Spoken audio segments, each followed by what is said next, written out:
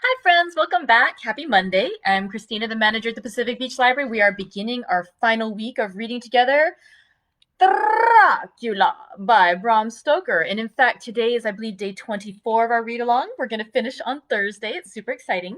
I thought we would start out by choosing what book we'll read next, but perhaps we should wait a moment just in case anyone else is going to tune in a little late. Let's start with the tea. Oh, dear. Once again, I forgot to drink my water. Hang on. Technical difficulties.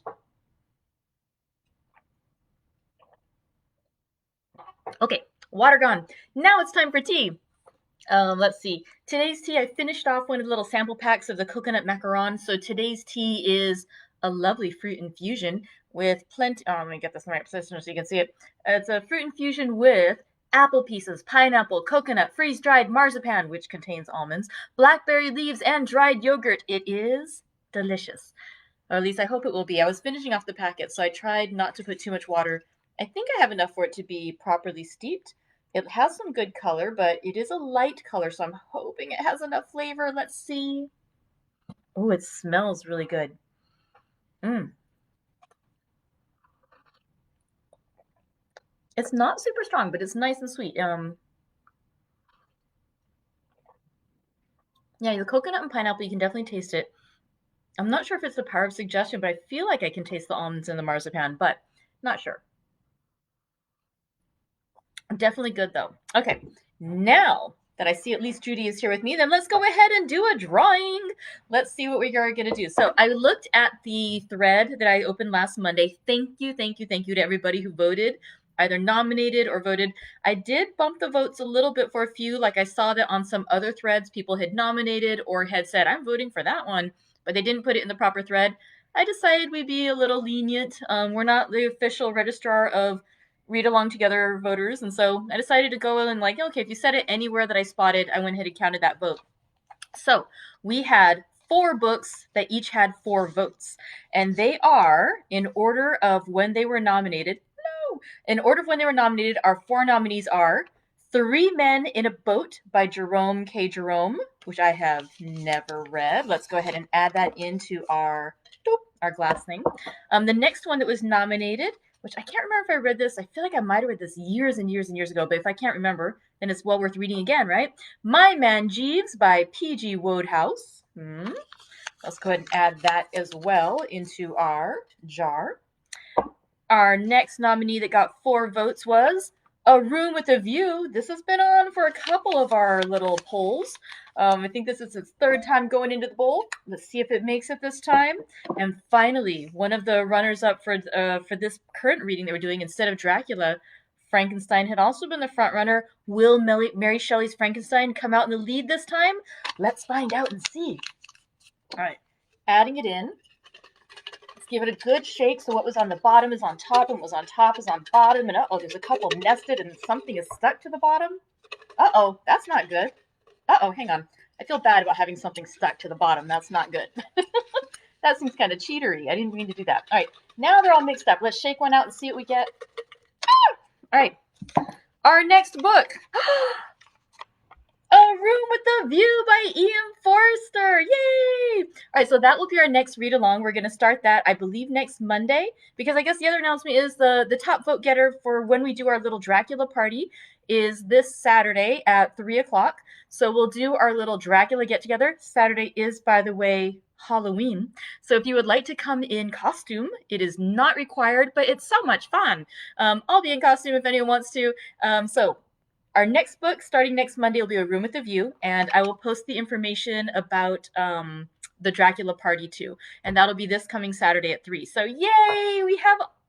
I'm so looking forward. We have a wonderful week ahead of us. We've got a great book to finish up, and we got another good book waiting for us, and a party on Saturday. So what more can you ask for, right? Let's go ahead and start by talking a bit about what happened in last Thursday's reading. It was funny, before we right before this started, I was thinking to myself, like, all right, I know it was great, I know it was suspenseful, and I couldn't remember the details, so I peeked just before I logged in. So let's talk a little bit about what happened in chapter 23, Ooh, we have folks watching from all around. Hello. Let's see. In chapter 23, it started out where they were at the house over in Piccadilly that they had broken into, and they had already sanitized, cleansed, made the boxes of earth at the Piccadilly house uninhabitable for the Count Dracula by adding in a little bit of the Holy Sacrament, the wafer, and so Quincy Morris and Lord Godalming had left to the other two houses where Count Dracula had dropped off boxes of earth to try to sanctify those boxes also, so that way they could eliminate places where Dracula could safely rest. Because even though it's weird, apparently one of the bits of vampire lore in here is that he can only rest in his own earth where he was buried, and that's why he brought 50 boxes of earth with him from Transylvania when he came to England.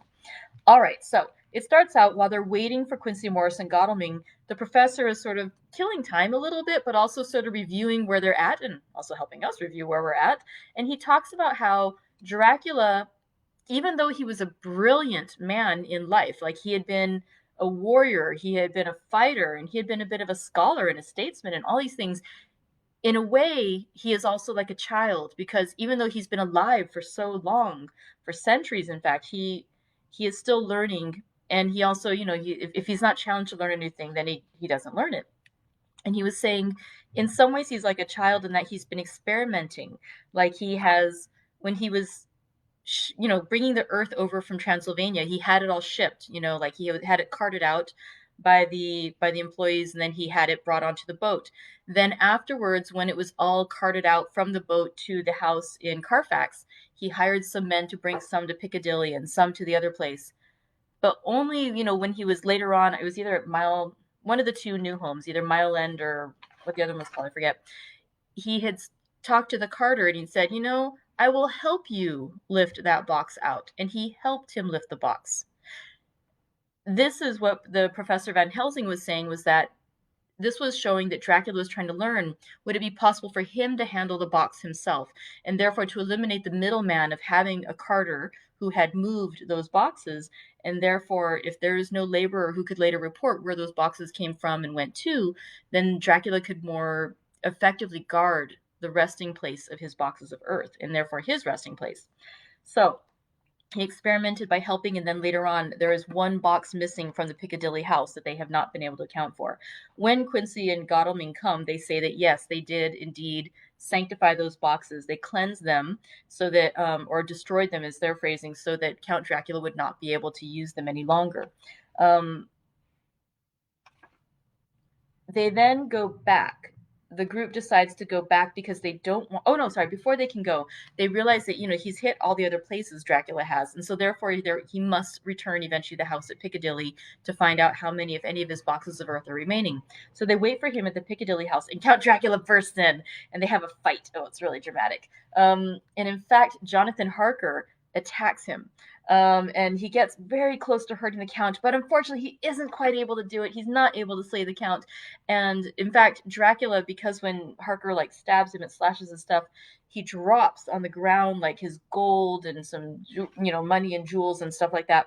And basically, before he leaves, Dracula says, you think you hurt me, but you didn't. You're gonna be sorry, because my revenge has just begun. I spread it over centuries, and time is on my side. Your girls that you love are mine already, and through them and you and others shall yet be all mine. My creatures do my bidding when I want to feed. Bah! Oh, it was so dramatic and great. However, what Professor Van Helsing says is, he's talking big, but he's really afraid, and I can tell he's afraid, and here's how. He's saying that, he can go anywhere and the time is on his side, but he's running in fear now because he is down to one box of earth, and because we're closing in on him. Also, you notice he's taking money. He doesn't have control over the situation. He's having to buy help and assistance and aid right now, and so he is not as bold as he's trying to make himself sound. So then they go back to Carfax and they see Madame Mina.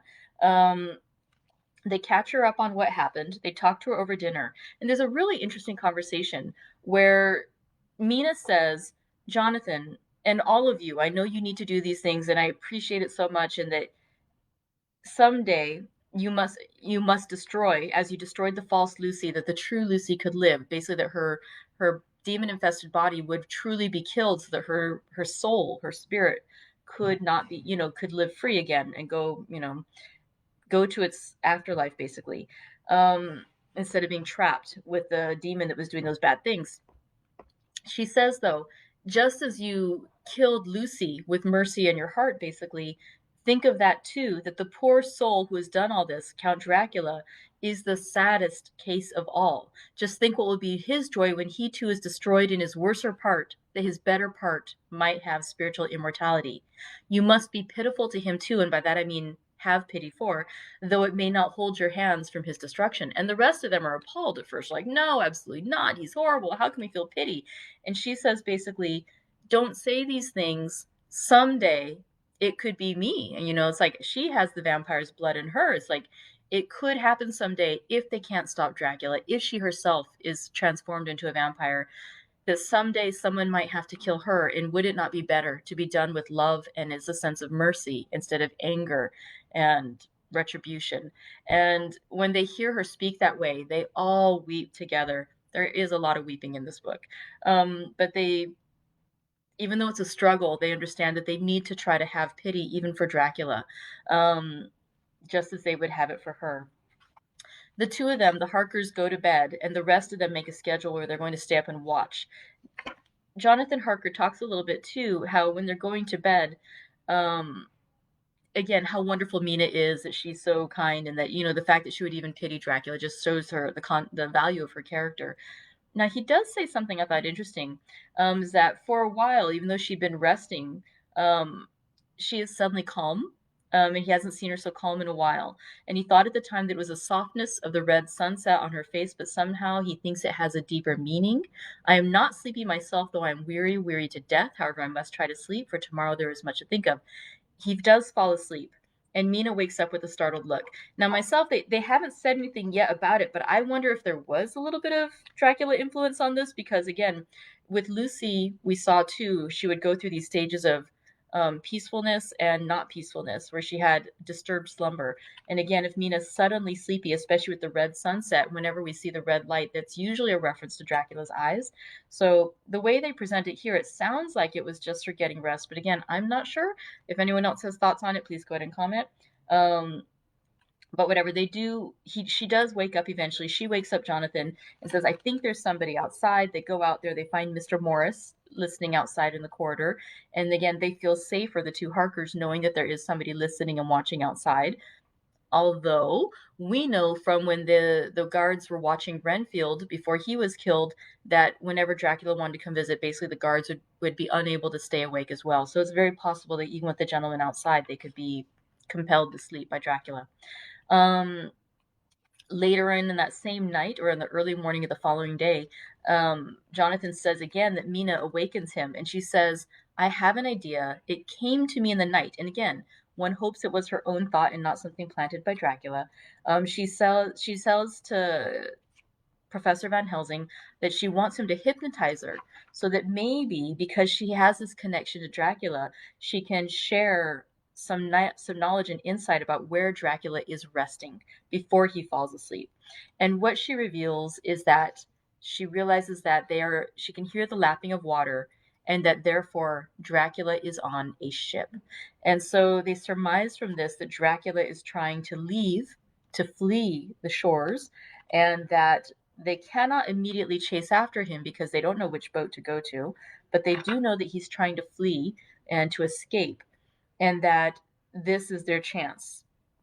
Mina does say, though, like, why do we even need to seek him any further? Isn't it great if he just leaves? I mean, can't that be enough?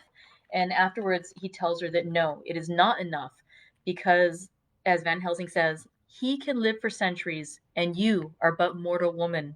Time is now to be dreaded, since once he put that mark upon your throat.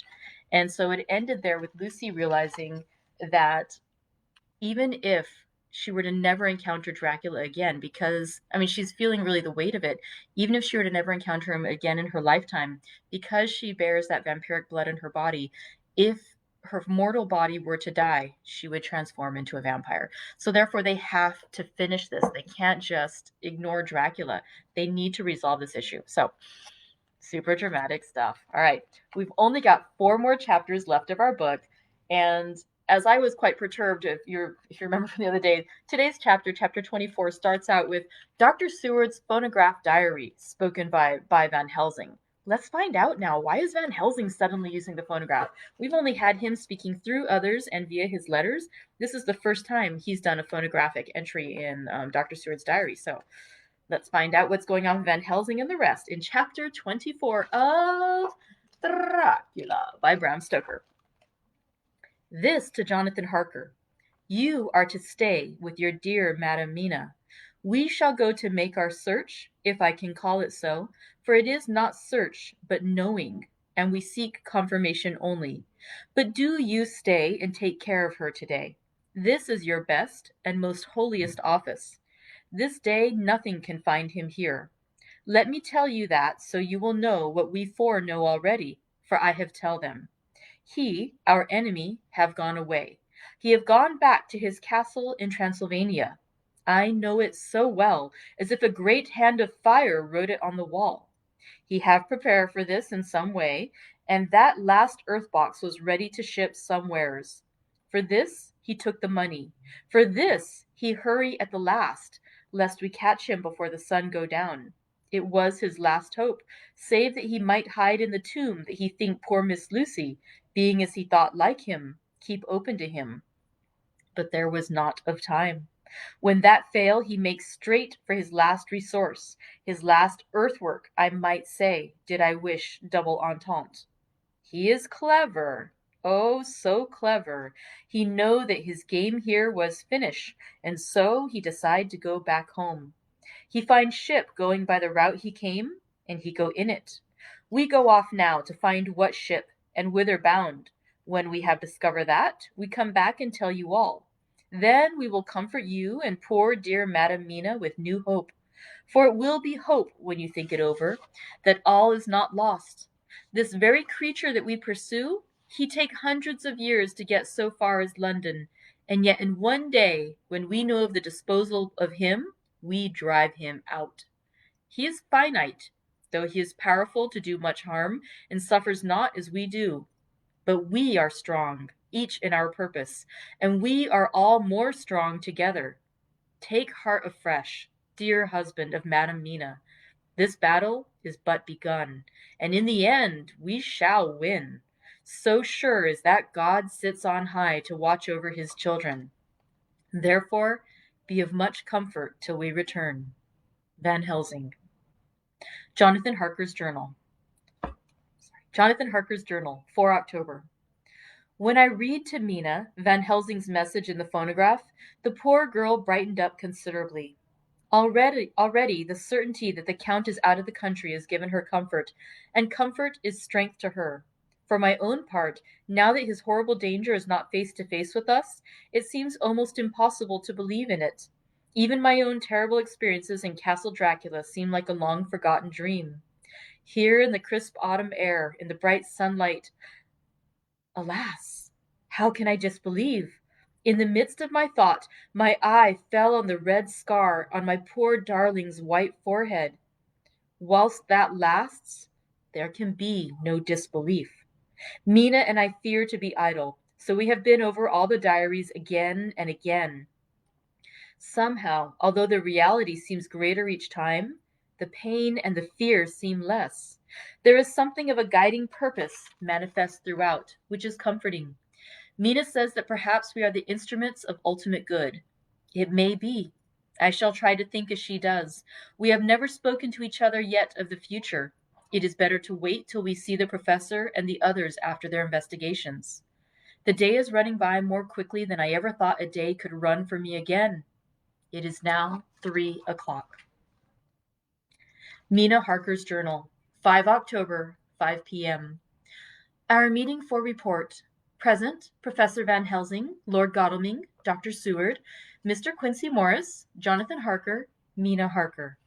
Dr. Van Helsing described what steps were taken during the day to discover on what boat and whither bound Count Dracula made his escape.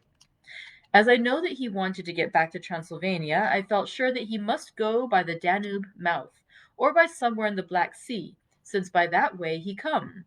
It was a dreary blank that was before us. Omne ignotum pro magnifico. And so with heavy hearts, we start to find what ships leave for the Black Sea last night. He was in sailing ship, since Madam Mina tell of since Madam Mina tell of sails being set. These not so important as to go in your list of the shipping in the Times, and so we go, by suggestion of Lord Godalming, to your Lloyd's, where are note of all ships that sail, however so small. There we find that only one Black Sea bound ship go out with the tide. She is the Tsarina Catherine, and she sail from Doolittle's wharf for Varna, and thence to other ports and up the Danube. So, said I, this is the ship whereon is the Count. So off we go to Doolittle's wharf, and there we find a man in an office of wood so small that the man looks bigger than the office. From him we inquire of the goings of the Tsarina Catherine. He swear much, and he red face and loud of voice, but he good fellow all the same. And when Quincy give him something from his pocket, which crackle as he roll it up, and put it in a so small bag which he have hid deep in his clothing, he still better fellow, and humble servant to us. He come with us and ask many men who are rough and hot. These be better fellows too, when they have been no more thirsty. They say much of blood and bloom, and of others which I comprehend not, though I guess what they mean, but nevertheless they tell us all things which we want to know.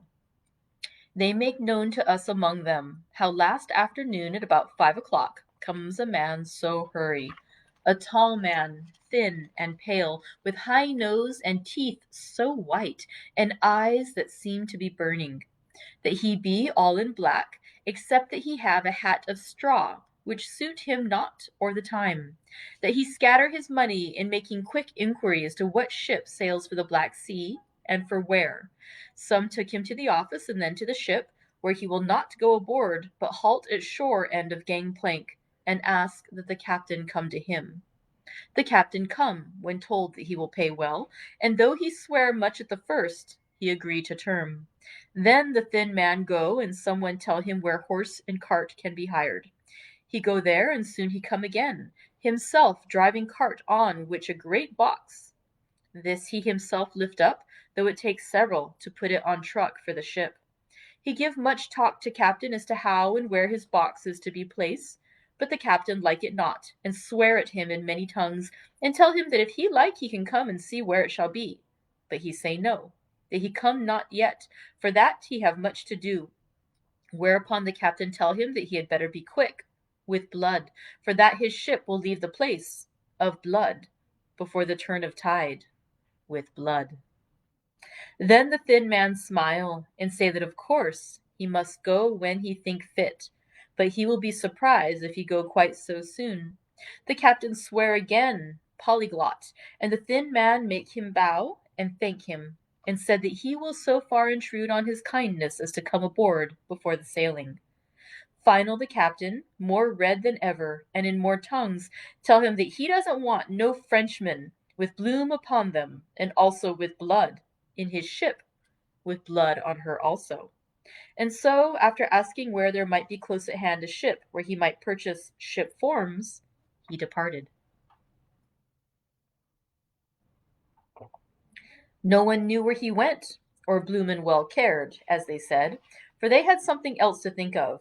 Well, with blood again, for it soon became apparent to all that the Tsarina Catherine would not sail as was expected.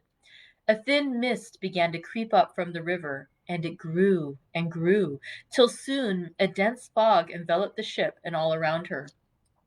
The captain swore polyglot, very polyglot, polyglot with bloom and blood, but he could do nothing. The water rose and rose, and he began to fear that he would lose the tide altogether. He was in no friendly mood when just at full tide the thin man came up the gangplank again and asked to see where his box had been stowed. Then the captain replied that he wished that he and his box, old and with much bloom and blood, were in hell. But the thin man did not be offend, and went down with the mate and saw where it was placed, and came up and stood a while on deck in fog. He must have come off by himself, for none noticed him. Indeed, they thought not of him, for soon the fog began to melt away, and all was clear again. My friends of the thirst and the language that was of bloom and blood laughed, as they told how the captain's swears exceeded even his usual polyglot, and was more than ever full of picturesque. When on questioning other mariners who were on movement up and down the river that hour, he found that few of them had seen any of fog at all, except where it lay round the wharf. However, the ship went out on the ebb tide, and was doubtless by morning far down the river mouth. She was then, when they told us, well out to sea. And so, my dear Madam Mina, it is that we have to rest for a time, for our enemy is on the sea, with the fog at his command, on his way to the Danube mouth. To sail a ship takes time, go she never so quick, and when we start to go on land, more quick, and we meet him there. Our best hope is to come on him when in the box between sunrise and sunset, for then he can make no struggle, and we may deal with him as we should. There are days for us in which we may make ready our plan. We know all about where he go, for we have seen the owner of the ship, who have shown us invoices and all papers that can be. The box we seek is to be landed in Varna, and to be given to an agent, one Ristix, who will there present his credentials, and so our merchant friend will have done his part. What he asks if there be any wrong, for that so, he can telegraph and have inquiry made at Varna. We say no, for what is to be done is not for police or of the customs. It must be done by us alone, and in our own way. When Dr. Van Helsing had done speaking, I asked him if he were certain that the Count had remained on board the ship. He replied, "We have the best proof of that, your own evidence when in the hypnotic trance this morning." I asked him again if it were really necessary that they should pursue the Count, for oh, I dread Jonathan leaving me, and I know that he would surely go if the others went. He answered in growing passion, at first quietly. As he went on, however, he grew more angry and more forceful, till in the end we could not but see wherein was at least some of that personal dominance which made him so long a master amongst men. Yes, it is necessary, necessary, necessary, for your sake in the first, and then for the sake of humanity. This monster has done much harm already in the narrow scope where we find himself. Where he find himself, and in the short time when as yet he was only as a body groping his so small measure in darkness and not knowing. All this have I told these others. You, my dear Madam Mina, will learn it in the phonograph of my friend John, or in that of your husband. I have told them how the measure of leaving his own barren land, barren of people, and coming to a new land where life of men teems till they are like the multitude of standing corn, was the work of centuries. Were another of the undead, like him, to try to do what he has done, perhaps not all the centuries of the world that have been, or that will be, could aid him. With this one, all the forces of nature that are occult and deep and strong must have worked together in some wondrous way. The very place where he have been alive, undead for all these centuries, is full of strangeness of the geologic and chemical world. There are deep caverns and fissures that reach none know whither. There have been volcanoes, some of whose openings still send out waters of strange properties, and gases that kill or make to vivify. Doubtless, there is something magnetic or electric in some of these combinations of occult forces which work for physical life in strange way, and in himself were from the first some great qualities. In a hard and warlike time, he was celebrate that he have more iron nerve, more subtle brain, more braver heart than any man. In him some vital principle have in strange way found their utmost, and as his body keeps strong and grow and thrive, so his brain grow too. All this without that diabolic aid which is surely to him, for it have to yield to the powers that come from and are symbolic of good. And now, This is what he is to us. He have infect you. Oh, forgive me, my dear, that I must say such, but it is for good of you that I speak. He infect you in such wise that even if he do no more, you have only to live in your own sweet, to live in your own old sweet way, and so in time death, which is of man's common lot, and with God's sanction, should make you like to him. This must not be. We have sworn together that it must not. Thus are we ministers of God's own wish, that the world and men for whom his Son died will not be given over to monsters whose very existence would defame him. He have allowed us to redeem one soul already, and we go out as the old knights of the cross to redeem more. Like them, we shall travel towards the sunrise, and like them, if we fall in good cause. He paused, and I said, but will not the Count take his rebuff wisely? Since he has been driven from England, will he not avoid it, as a tiger does the village from which he has been hunted? Aha, he said, your simile of the tiger good, for me, and I shall adopt him. Your man-eater, as they of India call the tiger who has once tasted blood of the human, care no more for the other prey, but prowl unceasingly till he get him. This that we hunt from our village is a tiger too, a man-eater, and he never cease to prowl. Nay, in himself he is not one to retire and stay afar. In his life, his living life, he go over the Turkey frontier and attack his enemy on his own ground. He be beaten back, but did he stay? No, he come again and again and again. Look at his persistence and endurance. With the child brain that was to him, he have long since conceived the idea of coming to a great city. What does he do? He find out the place of all the world most of promise for him. Then he deliberately set himself down to prepare for the task. He find in patience just how is his strength and what are his powers. He study new tongues. He learn new social life, new environment of old ways, the politics, the law, the finance, the science, the habit of a new land and a new people who have come to be since he was. His glimpse that he have had whet his appetite only and keen his desire. Nay, it helped him to grow as to his brain, for it all proved to him how right he was at the first in his surmises. He have done this alone, all alone, from a ruined tomb in a forgotten land. What more may he not do when the greater world of thought is open to him? He that can smile at death as we know him, who can flourish in the midst of diseases that kill off whole peoples. Oh, if such an one was to come from God and not the devil, what a force for good might he not be in this old world of ours? But we are pledged to set the world free.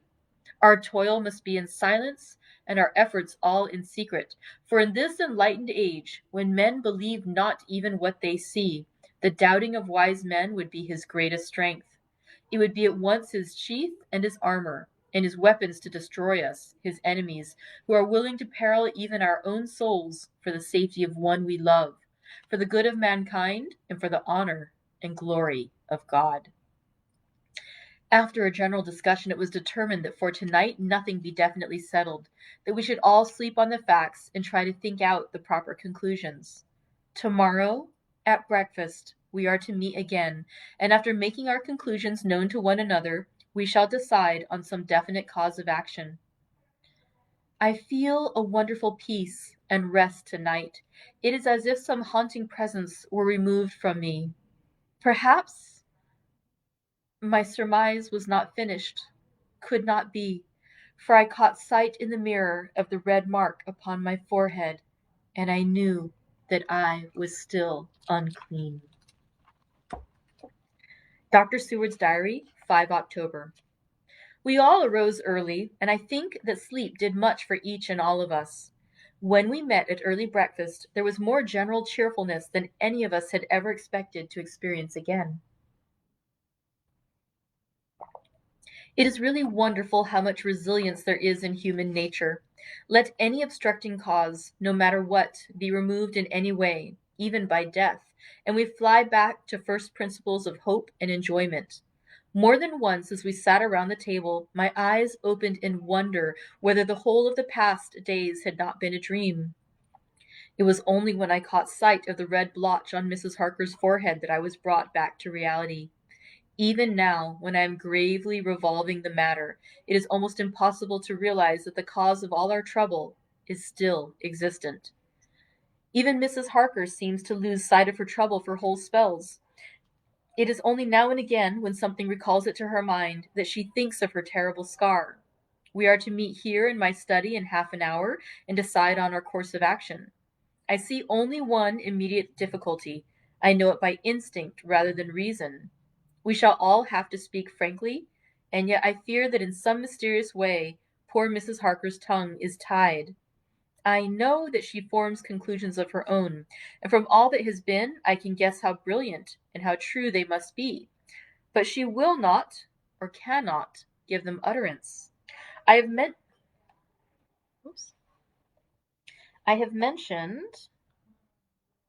I've mentioned this to Van Helsing, and he and I are to talk it over when we are alone. I suppose it is some of that horrid poison which has got into her veins beginning to work. The Count has his own purposes when he gave her what Van Helsing called the vampire's baptism of blood. Well, there may be a poison that distills itself out of good things. In an age when the existence of ptomaines is a mystery, we should not wonder at anything. One thing I know, that if my instinct be true regarding poor Mrs. Harker's silences, then there is a terrible difficulty, an unknown danger, in the work before us. The same power that compels her silence may compel her speech. I dare not think further, for so I should in my thoughts dishonor a noble woman. Later, when the professor came in, we talked over the state of things. I could see that he had something on his mind which he wanted to say, but felt some hesitancy about broaching the subject. After beating around the bush a little, he said suddenly, "Friend John, there is something that you and I must talk of alone, just at the first at any rate. Later we may have to take the others into our confidence." Then he stopped, so I waited. He went on. Madam Mina, our poor dear Madam Mina, is changing.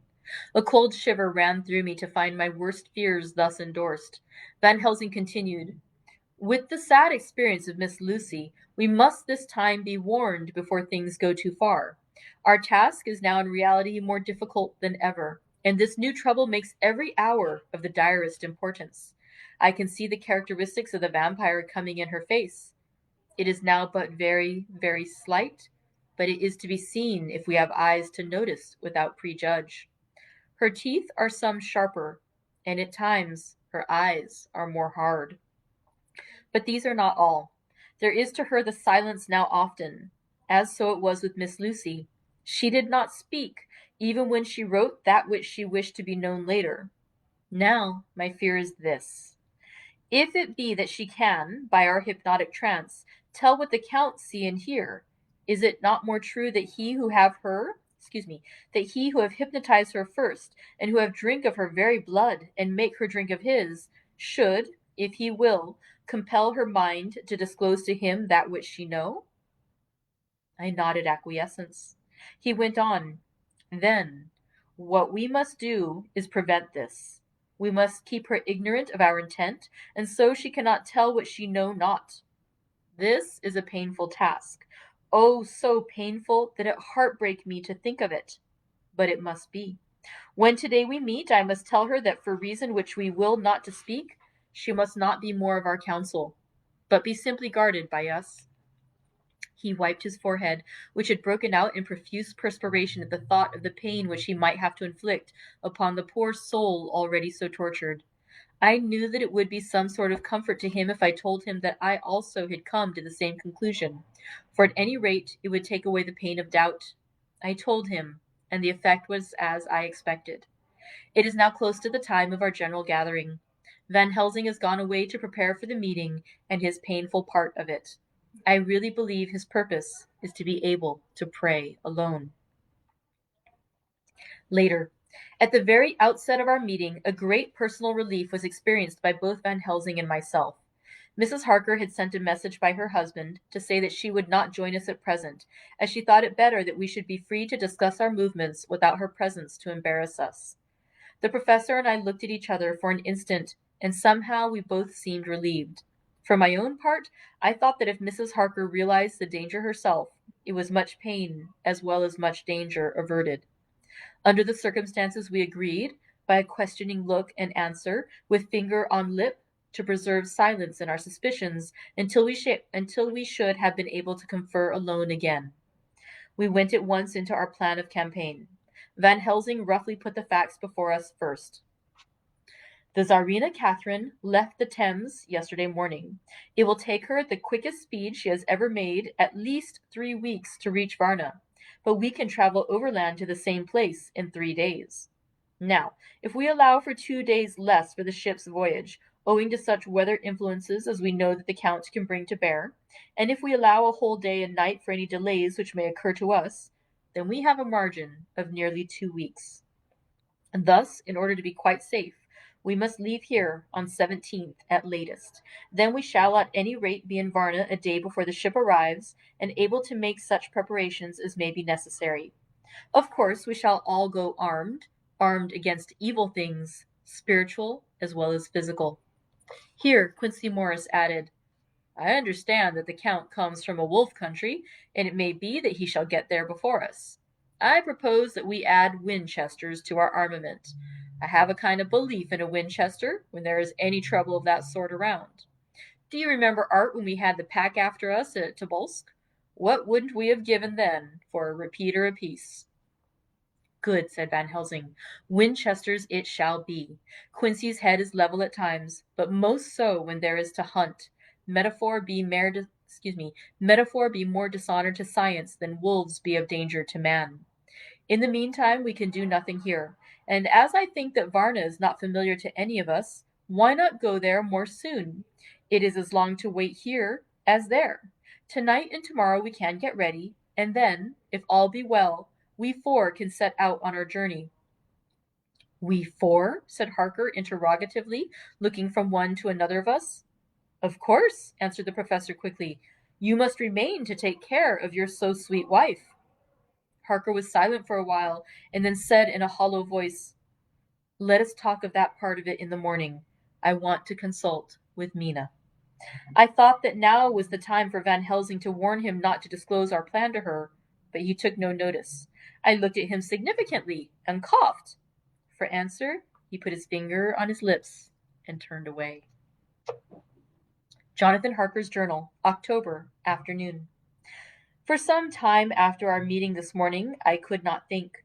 The new phases of things leave my mind in a state of wonder which allows no room for active thought. Mina's determination not to take any part in the discussion set me thinking, and as I could not argue the matter with her, I could only guess. I am as far as ever from a solution now. The way the others received it, too, puzzled me. The last time we talked of the subject, we agreed that there was to be no more concealment of anything amongst us. Mina is sleeping now, calmly and sweetly like a little child.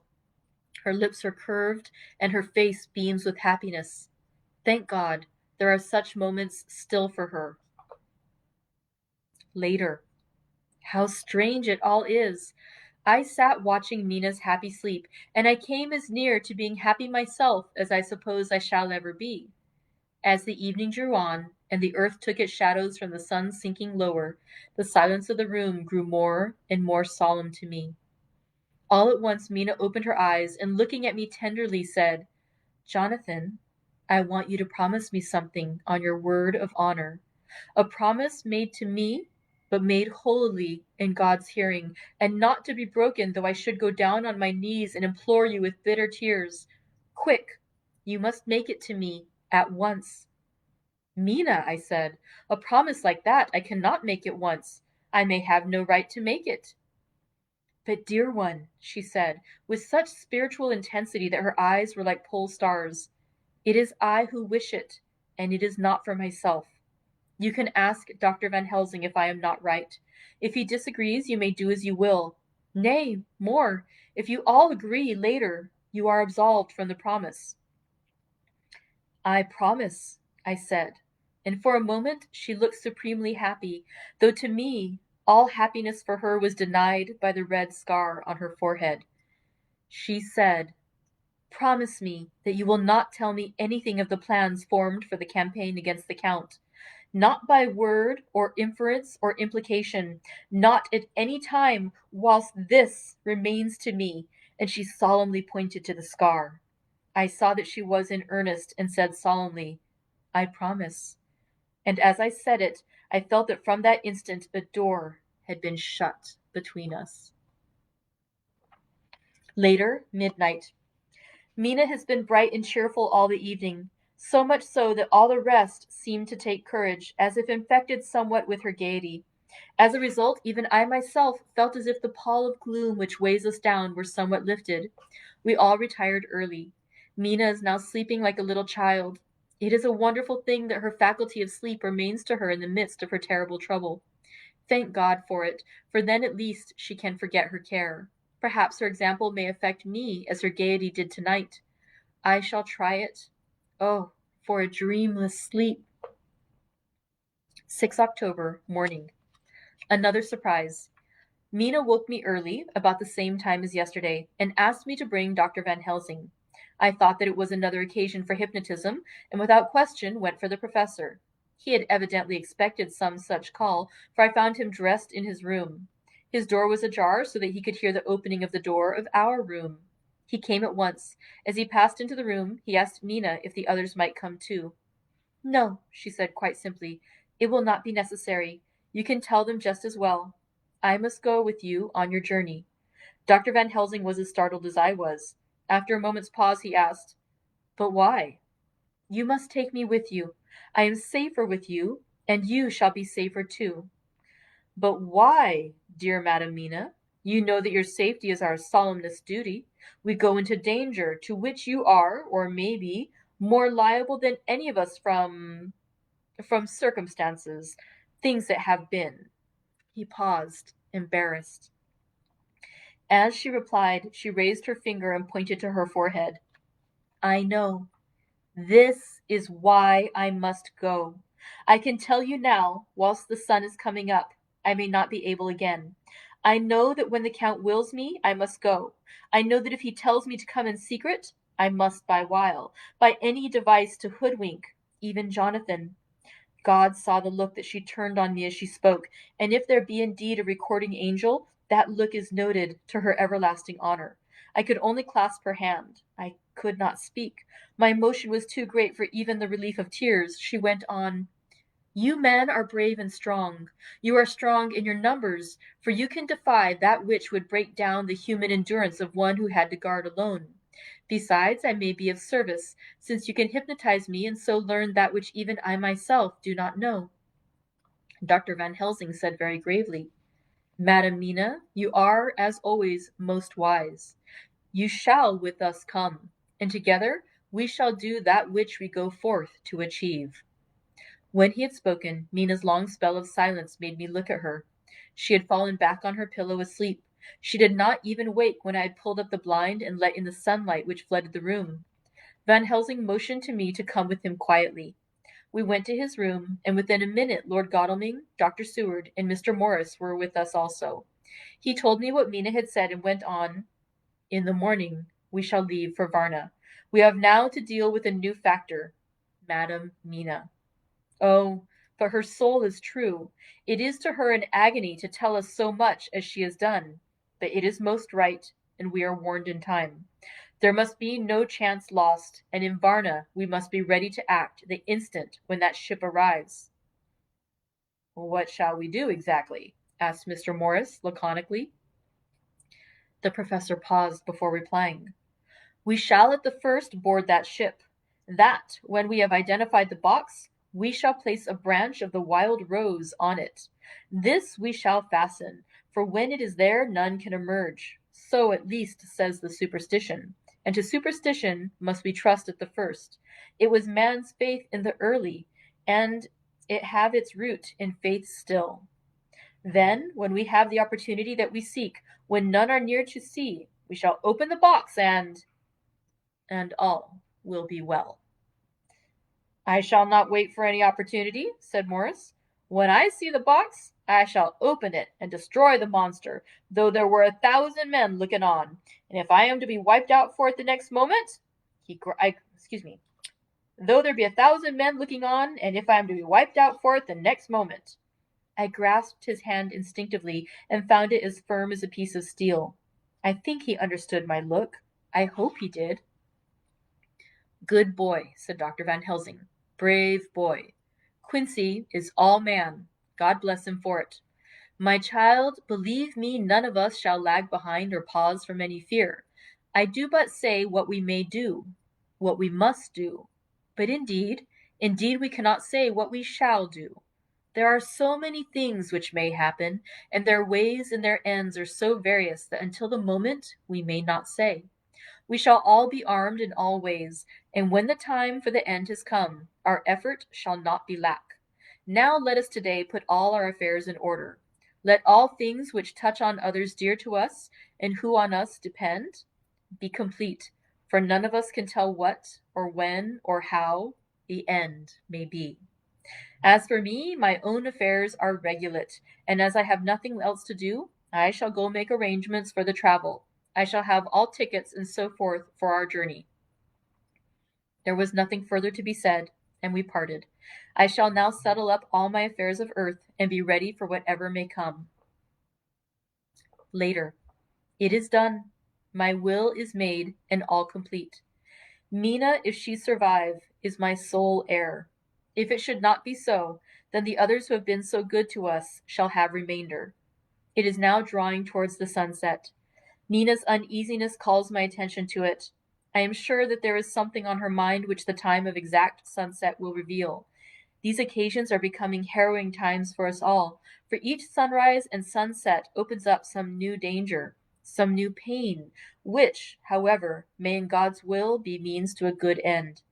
I write all these things in the diary, since my darling must not hear them now. But if it may be that she can see them again, they shall be ready. She is calling to me. That concludes chapter 24 of Dracula. Thank you to everybody who joined me today. We have just 3 more chapters of our book. Are they going to meet up with Dracula in Varna? Will they meet him en route? Oh my goodness, what's going to happen? Just 3 more days. Okay. We can handle it. We can wait 3 more days to find the conclusion of our book. For those of you who are terrible like me about waiting, let me just, for anyone who came in a little late, let me tell you the secret of what we decided to read next. That at least mystery has been solved. Our next book after this will be A Room with a View by E.M. Forster. I do believe I read that book many years ago. But if you have, you might want to wait till after we finish so the spoilers won't happen. But the film version, the Merchant and Ivory film version, is amazing. Oh, it's absolutely beautiful. So, yes, thank you very much for joining me today. We have only 3 more days of our read along together of Dracula. Sorry, I looked over and I saw it. Of Dracula before we begin our read along together next week of A Room with a View. Thank you so much for joining me today. I hope you have a wonderful day. And if I remember to bring it in, I should have a very special tea tomorrow. Okay, take care, friends. Bye-bye.